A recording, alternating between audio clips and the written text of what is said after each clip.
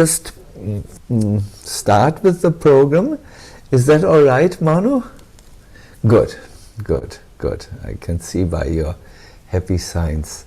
So, Hare Krishna first of all. Before I start, I want to say that this call has a long-lasting or a history that goes long into the past.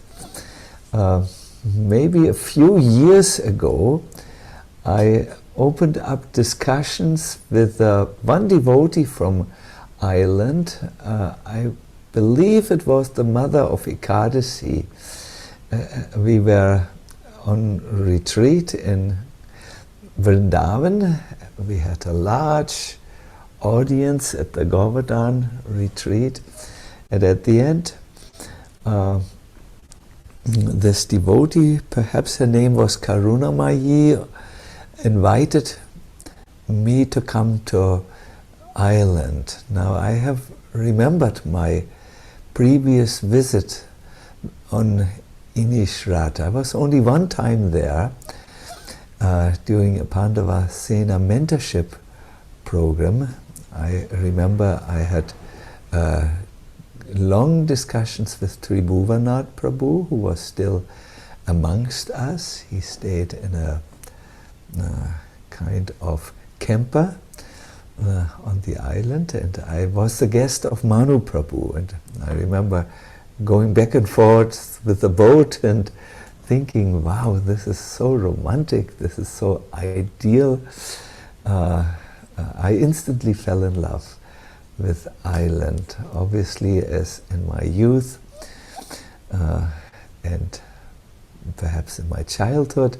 I had heard about Irish folk music, I have heard about the trolls and the fairies, and I had heard about the very iron-like determination of the Irish people. And when I finally came to Ireland, I was totally charmed by the sweetness of the devotees, by the wonderful location of our temple on that island. And when I was asked, can I come to Ireland and give one of my holy name retreats, I was immediately agreeing to come, and we immediately fixed a time. But then by the arrangements of material nature was something, there was COVID and travel was extremely difficult, so we postponed it to some indefinite time. And then I believe our Manu Prabhu, the good spirit of the Irish Yatra, was kind enough to invite me to this call, this Zoom conference, and I'm very, very honored to give this presentation to all of you today, and to be with you at least by traveling through the internet lines that are connecting the European mainland with Ireland, and in this way we can have this program. I was very much thinking about what to present in this program, because I'm not so often with you, and I thought this should have a unique value of what you hear this evening. And after exchanging one or two ideas with Manu, I decided to speak on the inner life of a devotee, especially in relationship to the holy name. So that I thought would be an appropriate subject matter, and I would like to start now.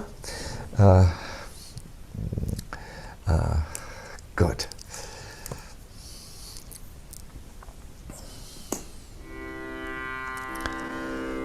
Om Namo Bhagavate Vasudevaya. Om Namo Bhagavate Bhagavate Vasudevaya. And all of us again. Om Namo Bhagavate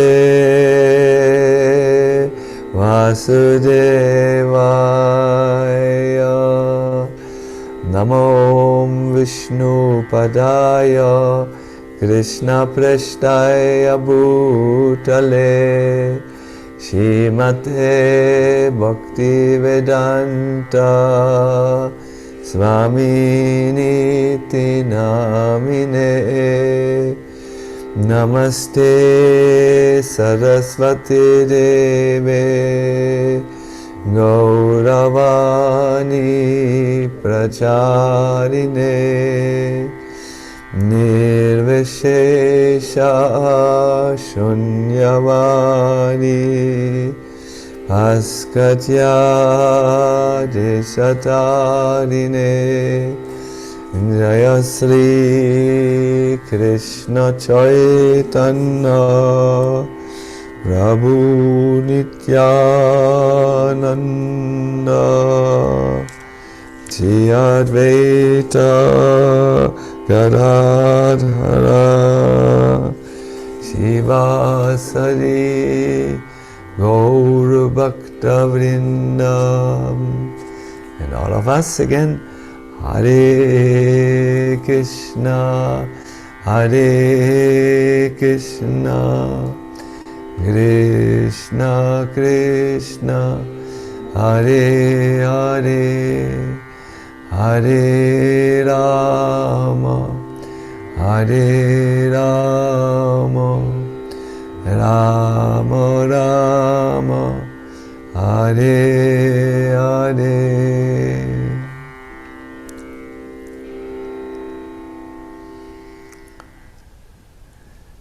My dear everyone on this call,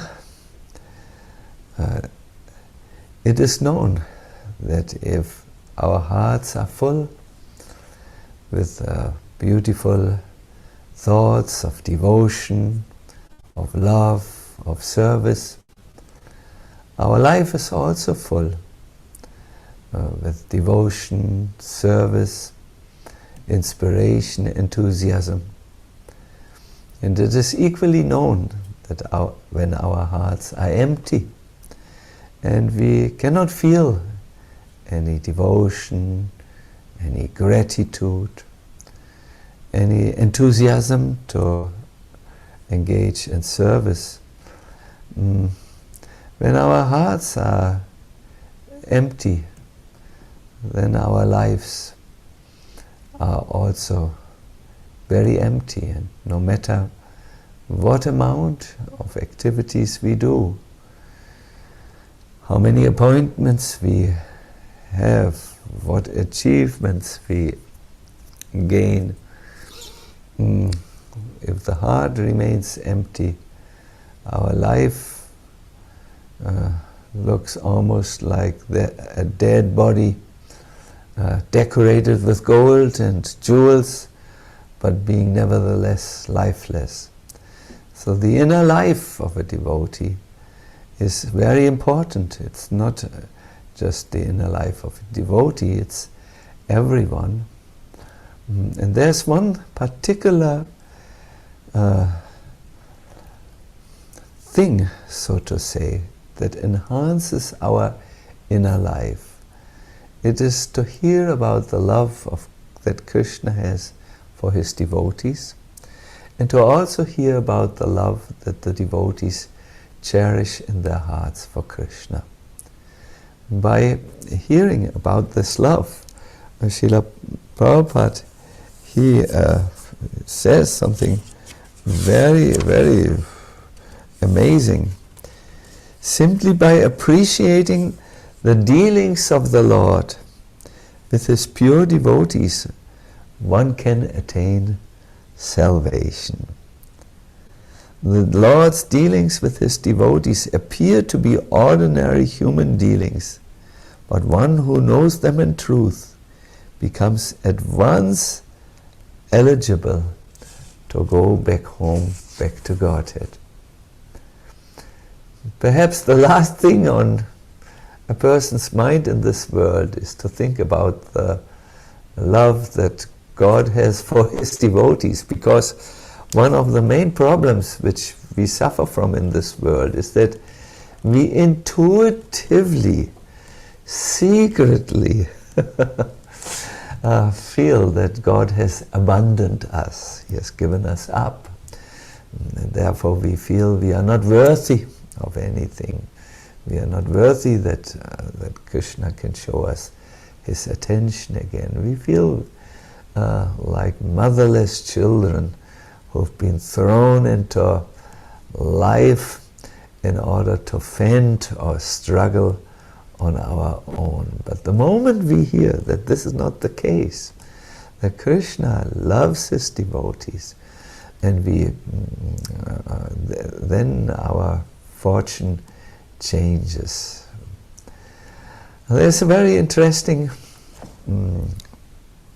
indication of this in the 16th chapter of the first canto.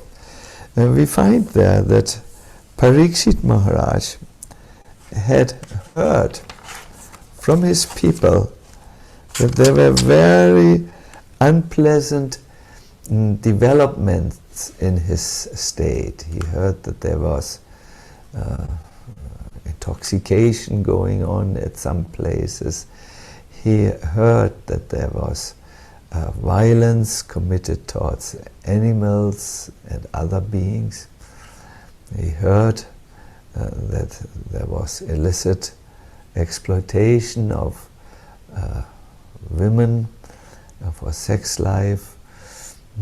He heard that there was all the symptoms that Kali had finally managed to infiltrate his kingdom. So Parikshit Maharaj, upon hearing this news, did not just say, "Too bad."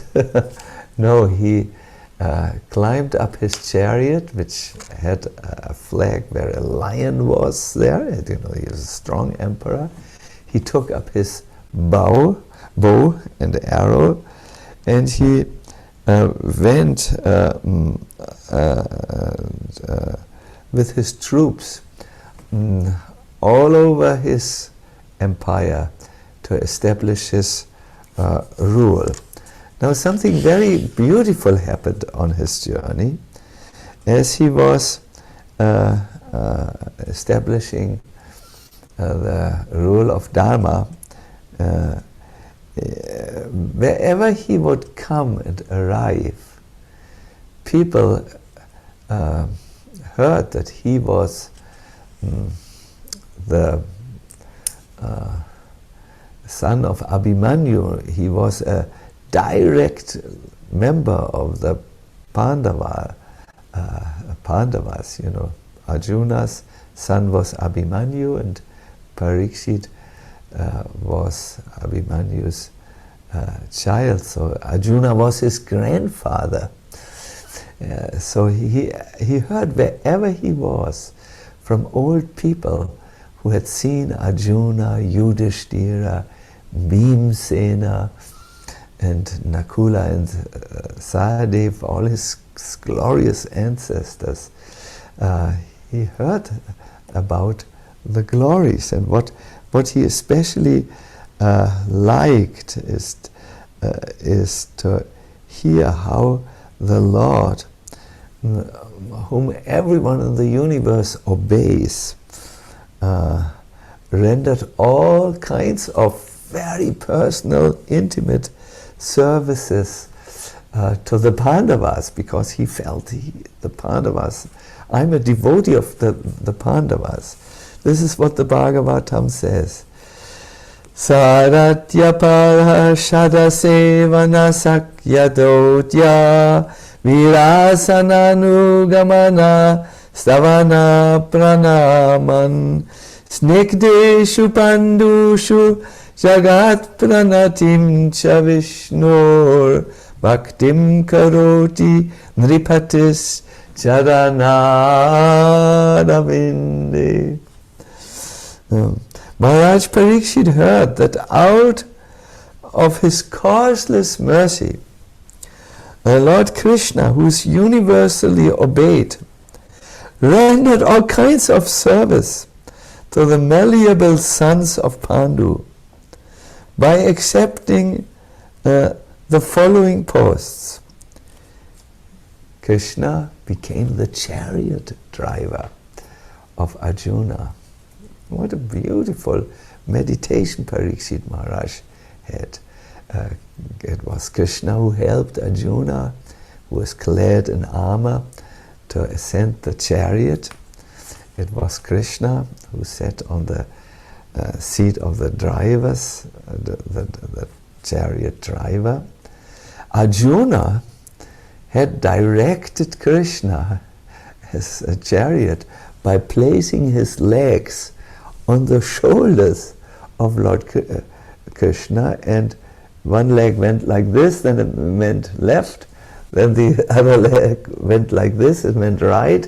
And this way Krishna had accepted this position of a chariot driver. He was sometimes a president, like during the Rajasuya sacrifice, he oversaw the entire sacrifice as the president. He was a Shanti Duta, means a peace messenger, who went on behalf of the Pandavas to the Kauravas and negotiated for peace. Krishna was so much a friend to Arjuna that they would, even after the Kurukshetra time, Krishna would still act as a chariot driver of Arjuna. Once they went into a forest together, and they saw a jackal who was sniffing at a dead corpse, but not eating. So Arjuna asked, "Dear jackal, you are behaving atypical, your food are dead bodies, but you are not eating." Well, said the jackal, I have some honor, I have seen and I have sniffed and I have seen that his hands were not engaged in service of Krishna. The legs of this corpse were not engaged in walking to holy pilgrimage sites. The eyes of this dead man were never looking at Krishna's deity. This dead man is not nice food. He is a sinner. He is he will pollute me. So I have some honor. I will not touch him. So Arjuna had seen how Krishna had made the jackal speak and talk about devotion in his jackal way, and he had great regard that, oh, my Lord is with me. He can make a jackal speak and teach me devotion. My Lord is so wonderful, but still he is my chariot driver. Wow. What other things are here? The friend, he was a night watchman. Yeah, Krishna was staying up in the night and guarding the palaces, and therefore when Parikshit heard that Krishna was such a dear servant of the Pandavas, he became overwhelmed with devotion.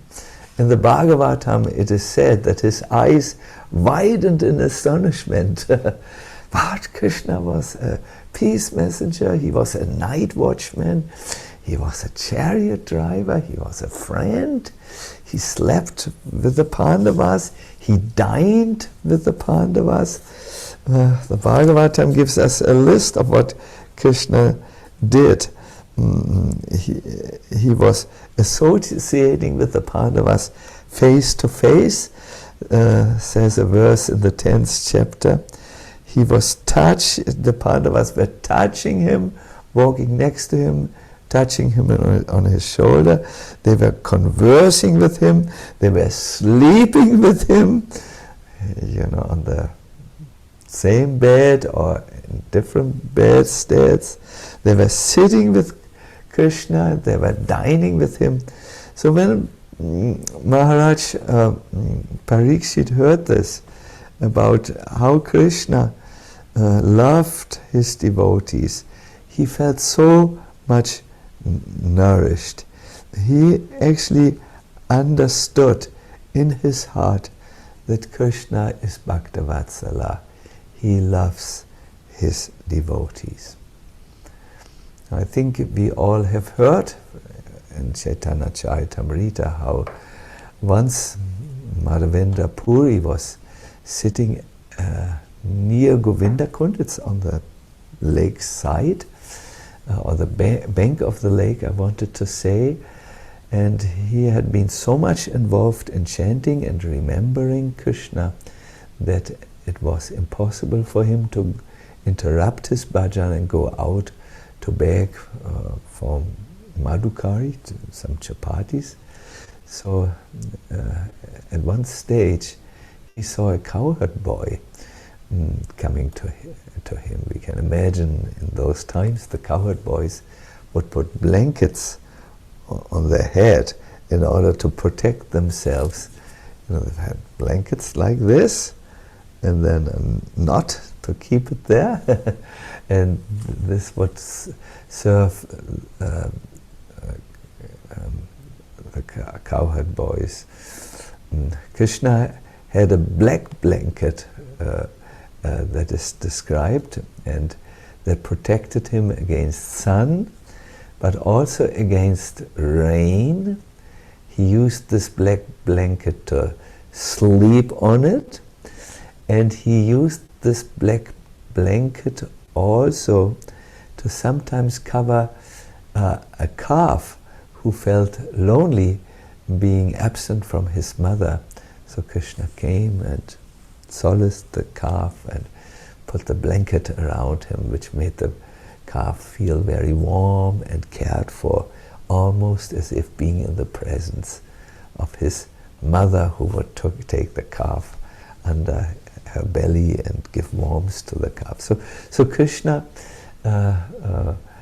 was perhaps coming in the same dress as the cowherd boy to Madhavendra Puri, and he said, you have not begged anything, you must be hungry. Madhavendra Puri said,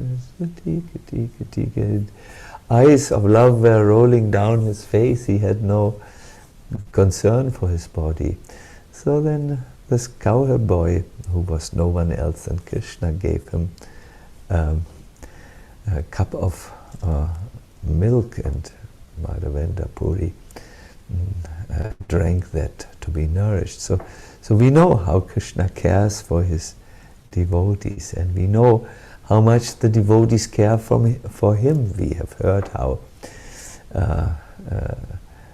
Madhavendra Puri, on the request of his deity, went to Orissa to bring some sandalwood from Orissa to cool the body of Gopal, in his deity Gopal in Vrindavan. I think you know how hot it can become in Vrindavan. It is really not possible for a human being from the west to go out in the summer. It's just too hot. I'm not speaking about touching the ground with barefoot. That's out of the question. But even with shoes, it's out of the question to go out, because the atmospheric heat is too overwhelming. So in summertime, Gopal said, I'm feeling very hot, and I was so long under the ground, please bring me sandalwood. And we know how Madhavendra Puri did so much of an effort to carry 42 kgs of sandalwood from Orissa to cool Gopal's body. So yes, we have heard about this amazing love which Krishna has for the devotees, and when Parikshit heard about this, he was overwhelmed. What is with all of us? Do you think Krishna loves us? Do you think that Krishna is maybe very critical with us because we are not yet 100% pure? What is your understanding of Krishna at this present moment in your time, in your life? My dear devotees, I had a profound turn in my mind, perhaps some 20 years ago or so, where one day I have been practicing Krishna consciousness for 30 years. I woke up and I was thinking, where is the simplicity of my love, of my God consciousness? Where has it gone? I've heard so much philosophy, but do I really turn to Krishna every day as if he's my best friend? I remember when I was a child, I would wake up every morning and pray to God, and then I would live my life as a child, and I was a little wild as a child, very temperamental. But every evening before I went to bed, I said, please, Lord, make me more pious and more decent, so that I can join you in the end. I'm sorry that I'm so wild. I want to be your devotee. It was a very simple God consciousness which I had. I remember as a child, I would climb the trees, and mostly the highest trees, and I knew how to get up but not how to get down. So very often my parents had to call the fire brigade, and the fire people had to bring this big truck with a long ladders and pick me like a cherry from the highest tree. And up to this day I still have a white spot on my spine where one day there was no fire brigade. I tried to climb down, but then I fell. I landed on my back, and for about 2 minutes or so I was breathless. I was so shocked, and I thought, this is the end. It was not, as you can see, but I still have that mark on my spine where I landed on a stone when I fell from a high tree. One day my mother sat me down and said, why are you doing this? You know how to climb up the trees, but not to come down. And I remember as a boy I was whispering to my mother, I said, I can't stop it. I cannot stop it, because I want to be as close as possible to God. So in my childish imagination I thought, when I climb very high up the tree, the tallest tree, I'm as close as possible. So where is that childlike, uncomplicated faith, which is at the core of bhakti? Bhakti means service which you do in a spirit of devotional love. No? Where is that devotional love? I woke up and I asked myself this question. And I think someone who says, Krishna doesn't love me, he is right. He is as right as the person who says, Krishna loves me. He's also right. when you think it is not possible that Krishna loves you, and when you think, these are all stories from the Bhagavatam, long back, they're true, yes, the Bhagavatam, but they are not relevant to me any longer. Then I think when you run away from love, the love of Krishna may not reach you. But if you return to that simple, loving mood in relationship to Krishna, then Krishna is very, very pleased with you, and he showers his affection, his causeless affection to his devotee.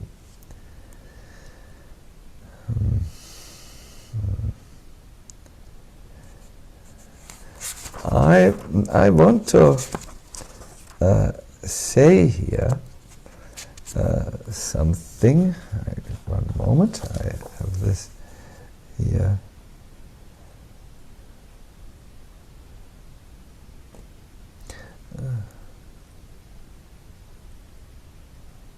By associating with the pure devotees and by hearing them submissively, attachment for material enjoyment becomes slackened.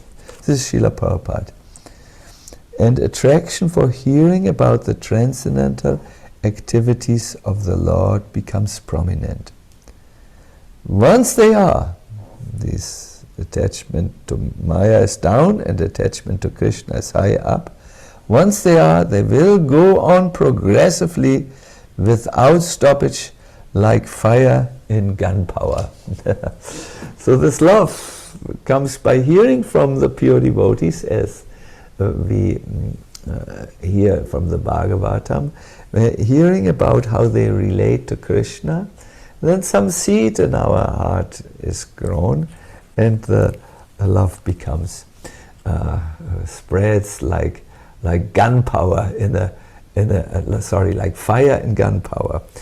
Here's a very nice statement of Jiva Goswami in Gopal Champu. Hearing about the love exchange between Krishna and his devotees helps to awaken a similar love within the heart of the sincere hearer. My dear devotees, when I ask this question, where is my simple love for Krishna? How do I relate to Krishna? I did something to try to find, to purify my heart and bring love for Krishna or Krishna consciousness there. I did understand, first of all, that we have three hearts. One is the physical heart, which pumps blood through the arteries. The second is the emotional heart, where we feel hope and disappointment and appreciation. And the third is the spiritual heart, where we feel devotion for Krishna and gratitude. Now, when we are on the physical level, love is not very much our subject matter. We are very selfish. We only want to be healthy, rich, famous. We care about ourselves. When we come on another level where we understand, no, this is not how to be satisfied. I will share, I will take care of other people. I will see that there are good friendships with other people. That's an emotional idea. I will also perhaps think, if I'm not a sannyasi, about romantic love. But on the spiritual level, when we come to the spiritual level and we function there, we will think about the most satisfying exchange of feelings with the Supreme Personality of God. And it depends on what level we are. Now, in the there is a very, very simple way to bring us to the spiritual level. It is done when you chant the holy name. My dear devotees, I will now give a very practical tip how you can develop your love of Krishna while chanting the holy name.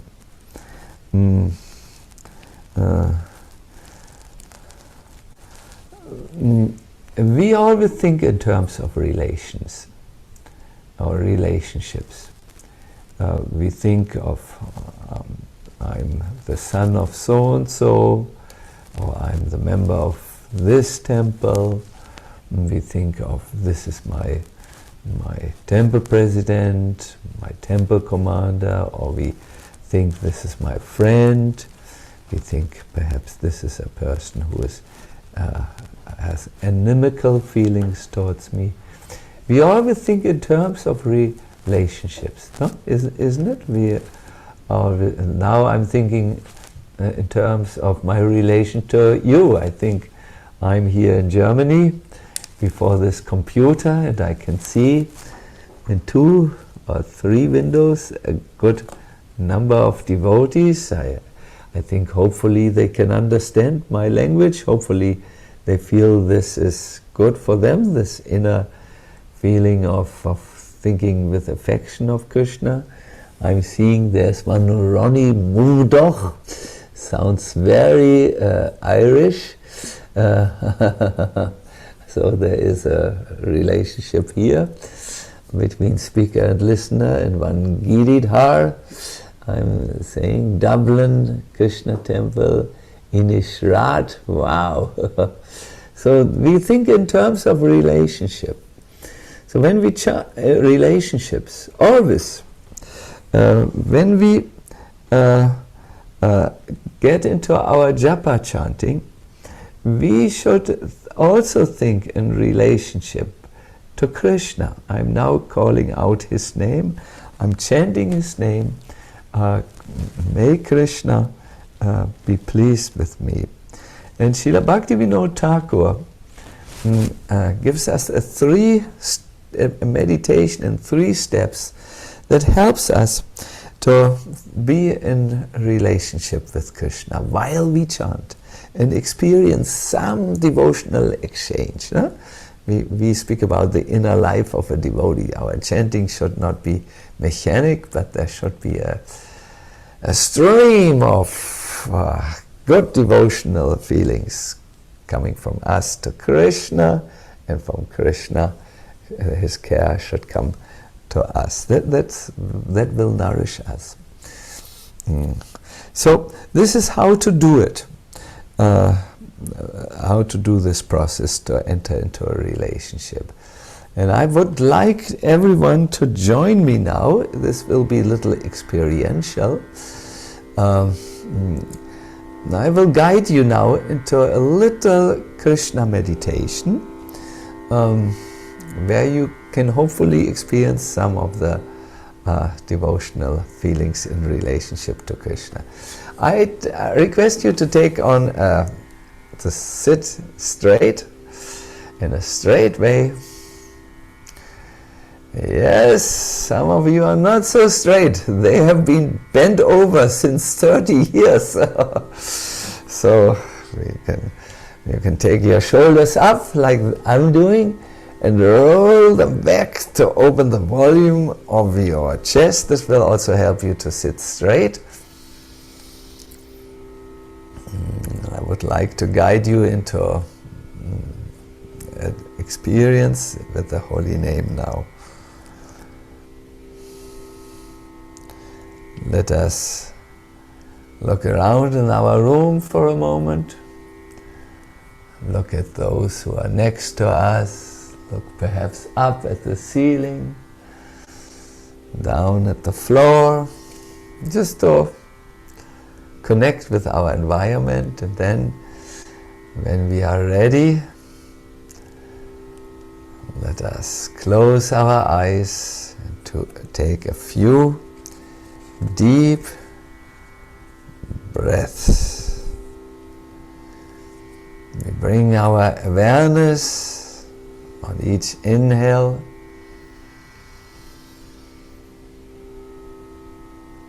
and on each single exhale.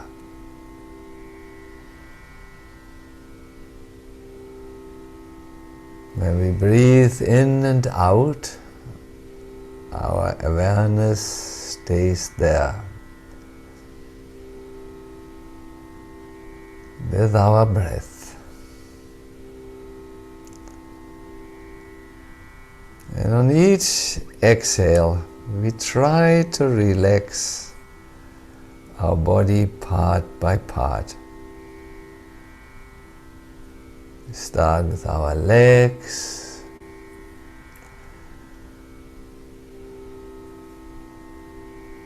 let them simply relax. Our upper body, from the hips upwards, our back and abdomen, chest, relax. Soft breathing and relax shoulders and arms.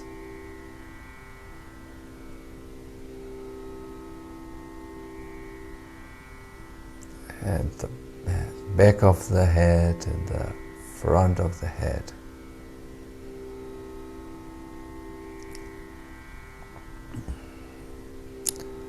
Now,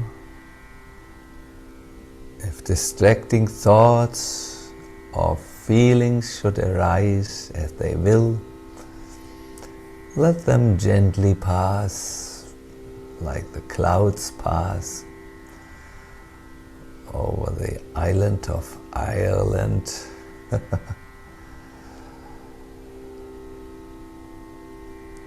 When you feel centered, calm and focused, envision these truths. Your mind's eye see I am an atomic or tiny soul. I am Krishna's eternal servant.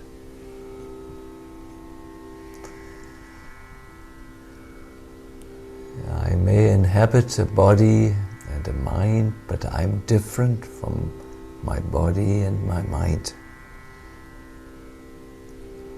I'm an eternal, blissful, spiritual being, part and parcel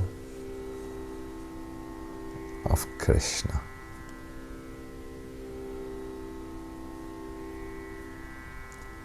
Next, let your heart or your awareness reach out to Krishna. Krishna is the infinite,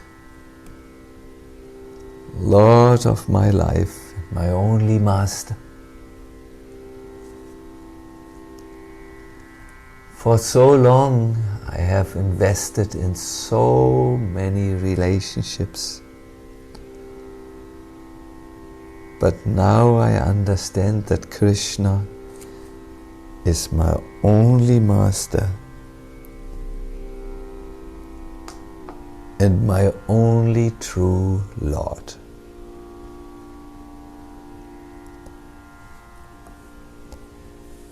And also my friend. And the third truth is, this material world is like a house of correction, meant to reform me, so that I will no longer remain absent in my relationship with Krishna, but become fully present.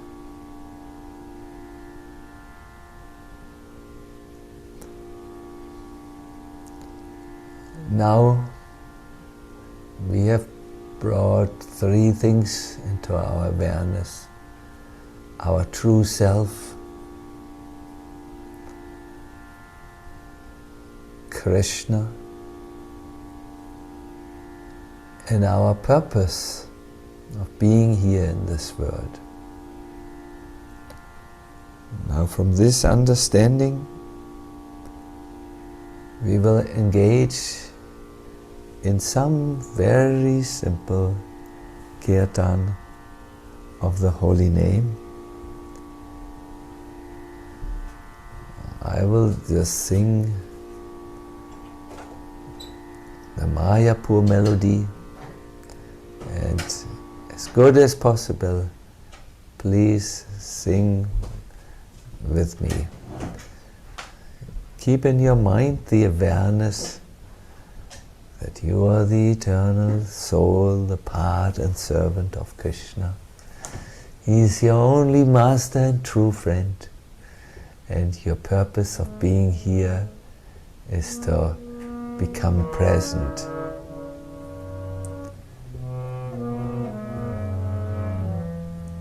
Krishna, Krishna, Hare Hare, Hare Rama, Hare Rama, Rama Rama, Hare Hare.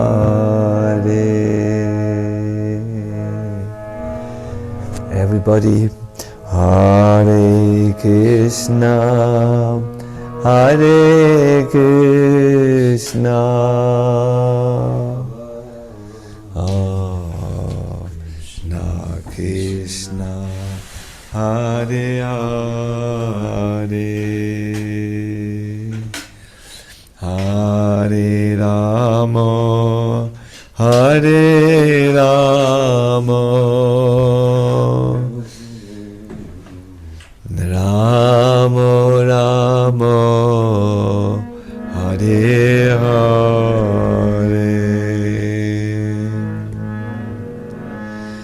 Once again, everyone, Hare Krishna, Hare Krishna,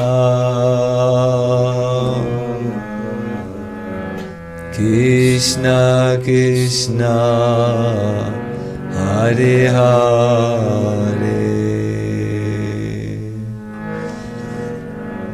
Hare Rama, Hare Rama,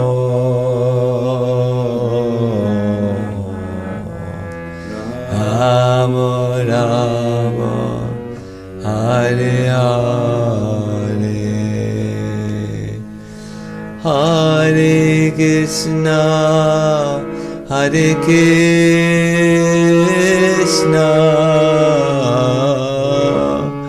Krishna Krishna, Hare Hare,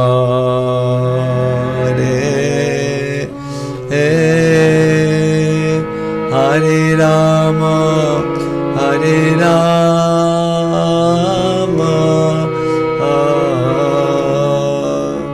Rama Rama, Hare Hare,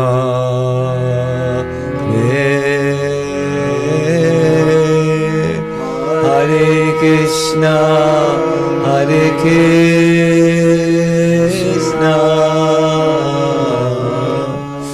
Krishna Krishna, Hare Hare, Hare Rama, Hare Rama,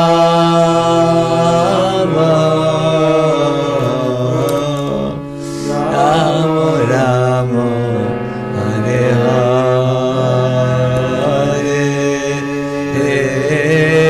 Everybody, Hare Krishna, Hare Krishna, Krishna Krishna, Hare Hare,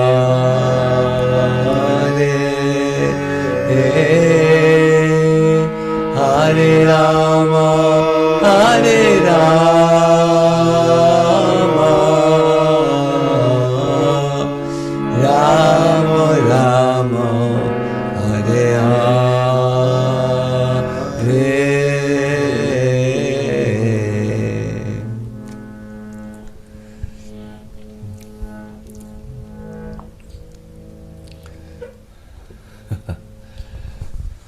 So,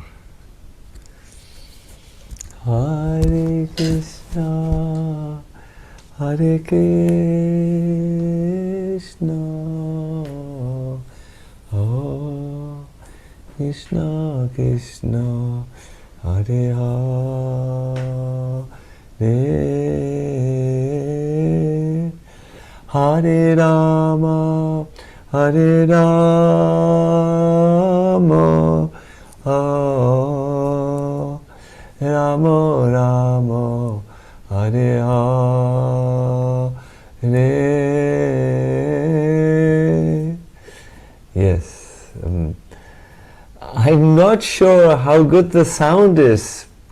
Maybe the sound was croaky, maybe the sound was frog-like, maybe the sound did not work.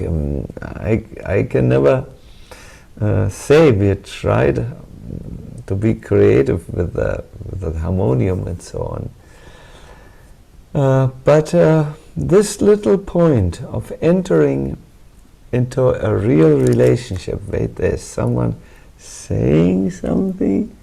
It was perfect. You are very kind to me.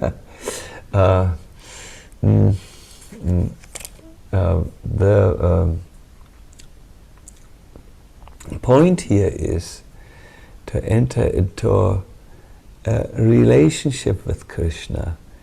Do it sooner than later. Then only all our difficulties which come because we are still identifying with this phantom self, the body and the mind and the mental states in which we are, all this will certainly leave us. This is my sincere conviction and my sincere belief that the inner life of a devotee is that he thinks of Krishna always. Srila Prabhupada gave the example of a mother who has a child. The mother will always think of the child, and when it sees a little shoe somewhere, it will think, oh, my child may play here and has lost the shoe, or so on. So in this way the mother only needs a little stimulant, and then the thought of her child, which is always there, blazes forth in a great dimension. So I really find out, if you can practice these 2 hours which you use to chant your japa by going through these simple recommendations of Bhaktivinoda Thakur, then this pushes open the door of remembrance of Krishna, so that your inner life is full and rich. And it really is like this: when you sit down to do your japa, center yourself, arrive in that sacred space where you are aware that the real me is a servant of Krishna, and this is an eternal reality which nothing will change and no one can change. And then from there you can conveniently connect with Krishna. As he's my only master, I'm now entering a relationship. You can really pray like it is in the Chaitanya Charitamrita. Krishna Tomar Hanano, my dear Lord, for so many long years in this material world, I'm totally absent from you. I've been absent. Even in the Hare Krishna movement, I have been a great obstinate person. I've managed to forget you even there. But now I'm turning to you as your sincere and serious servant. Please accept me. And then when you chant in that loving bond, everything will be different. And you, as I said, it pushes open a door. It starts or inaugurates your inner life, where you are always thinking of Krishna and never forgetting him. And then your life is full.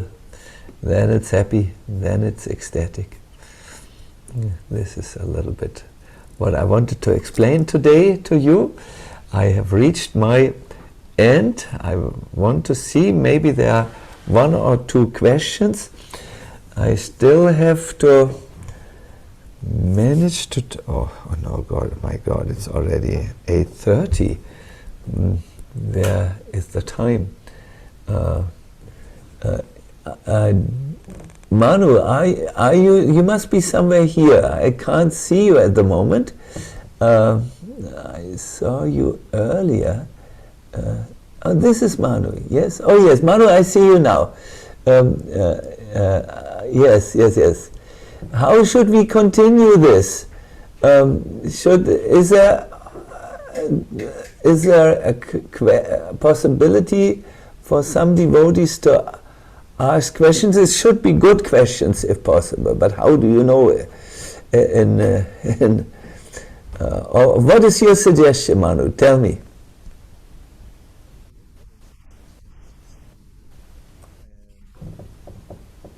That was just very profound, that experience. It was a very profound experience. It kind of put me way back to the time when we went to your Nama Yogya.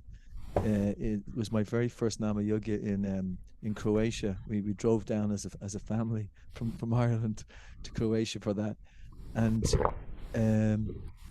yeah, I don't know if this is of value, but yeah, it really opened me up actually, in the sense that I was thinking when you were singing like that back that time, it was like it just took us away to a very deep place with Krishna, and I'm very happy that you kind of I reignited all of that from all that many years ago. It just gave me that same feeling again. I was with my family, Shani and my Jainanda and Sita, and we were just completely mesmerized at that time. And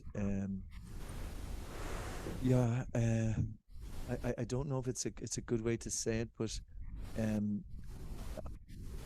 at the same time, I do find it hard just to sit down and focus on Krishna. When I joined, everyone used to walk up and down, and even sort of 30-40 years later, I'm still walking up and down and going through so many of the events during the day. But it's really kind of nourished. I felt very nourished there because you're talking about that personal relationship with Krishna, and that is, it seems to break through everything, and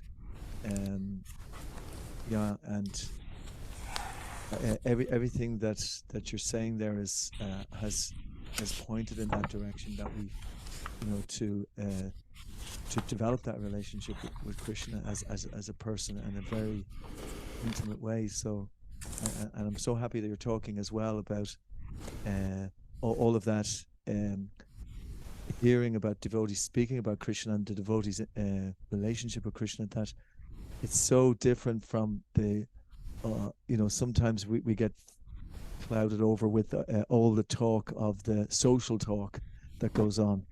So I was just going to ask, how do we increase this intimate talk with Krishna, as opposed to all of the other talk that goes on, which must completely distract us away from Krishna?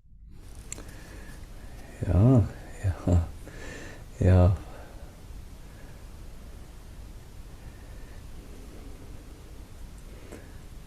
I thank you very much, and I will take a little time, maybe 7 minutes or so, to answer this question, and then I will have to leave this call. But see, Krishna consciousness is like a culture. I was in in Switzerland just recently and saw in the living room of a couple, the Grihasta couple, a tree from India, a peepal tree. These trees are very wonderful trees. They have leaves that are in the shape of hearts. And it is said in Vrindavan, wherever there is a peepal tree, under the peepal tree, Radha and Krishna gather.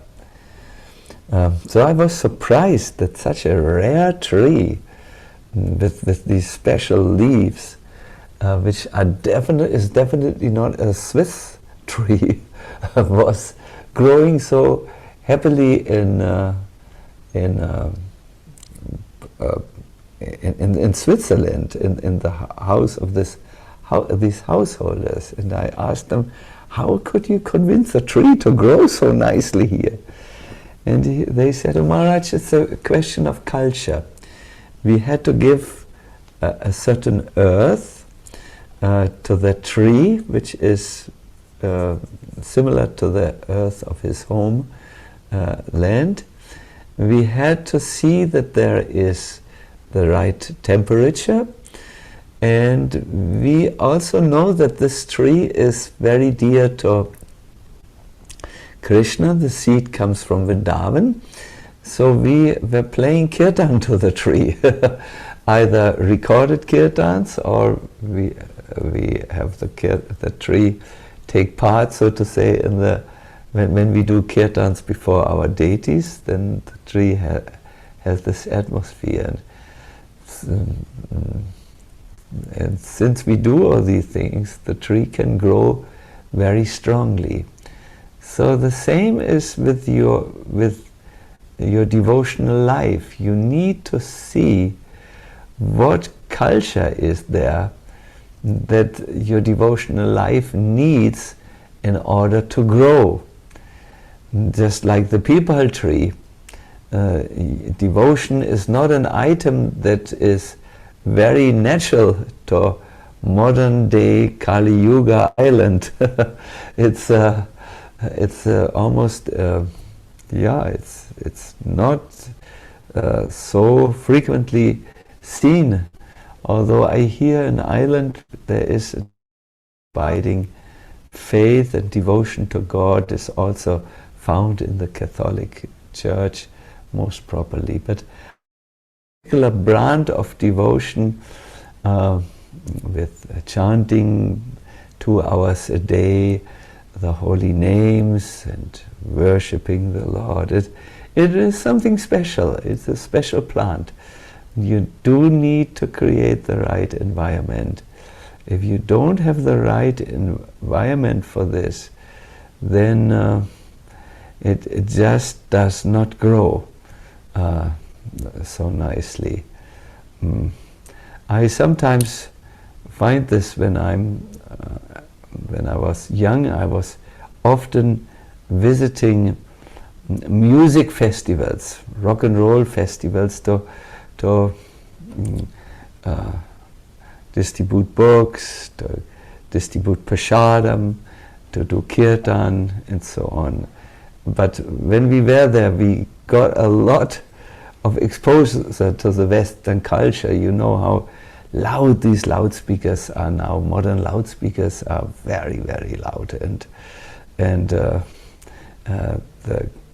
culture and the atmosphere was, wow, people would go there to have an entertainment, to have a break from their busy lives, and they would drink or intoxicate themselves in various ways to completely forget what they were doing over the week. And I always remember when I then came back after such a battle to the temple, I so much could see, well, the atmosphere is so different, the sound, vibration, the food, everything was so favorable for developing Krishna consciousness. Sometimes I was suffering very much because even late in the night, up till 2 o'clock in the morning, we could hear these super loudspeakers, and when we slept in our camper, but the walls are very thin,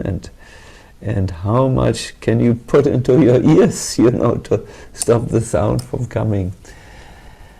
So in our movement for Krishna consciousness, you will find things that are favorable. But if you have a toxic atmosphere there, by talking about things which are not directly related to Krishna, but there's a lot of talk always about the mistakes which human beings do in the movement.